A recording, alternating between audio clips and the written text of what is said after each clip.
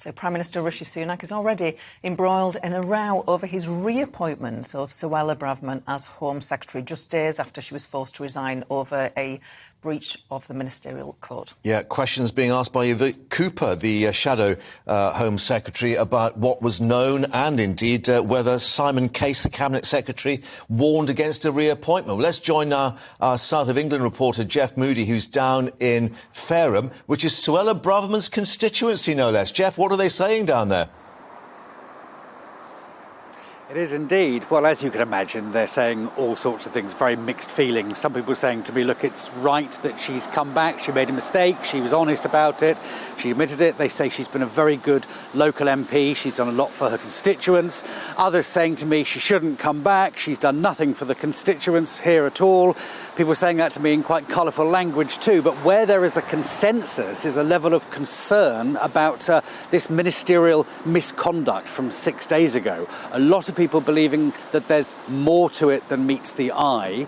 But in particular, people are concerned with the idea of her resignation letter, how influential that was in the toppling of Liz Truss. So we now have a situation where the Home Secretary was influential in toppling the previous Prime Minister, and the current Prime Minister, when he resigned back in the summer as Chancellor, was influential in toppling the Prime Minister before that, Boris Johnson. So people saying here, can you trust these people in these top jobs when it looks like their own ambition has been influential in toppling other people?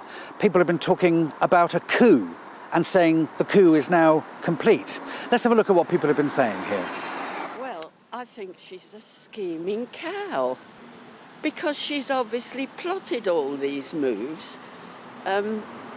She was obviously parachuted in this constituency because she showed promise, and she's never been a good constituency MP. Mixed feelings at the minute. Well, I think it's fine. She's done the job for a little while, so it's not a new person coming in again. Yeah, so I'm happy with it. This is the bit that does concern me a little bit. If it's security, then she should actually stand up and admit it properly. And she's been given a second chance. We shall just see how she gets on. I think it was a bit of a mistake in the first place. It seemed a very petty thing to get sacked over, to be honest. But personally, I think she's very good for Fareham. She's done a lot in the past, and I'm sure she'll do a lot again in the future.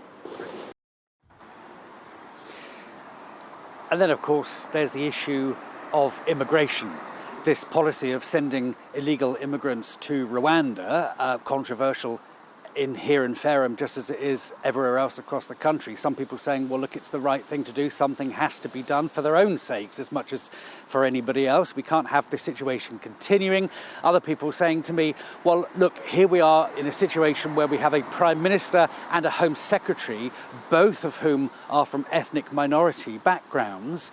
Great, we can have a conversation about immigration without people throwing the card of you're being racist around. So on the topic of immigration, mixed views here, every view imaginable. But where the consensus lies is that this is muddying the water. This is preventing Rishi Sunak from having a bounce because there is all of this controversy around this appointment so early on in his tenure as Prime Minister.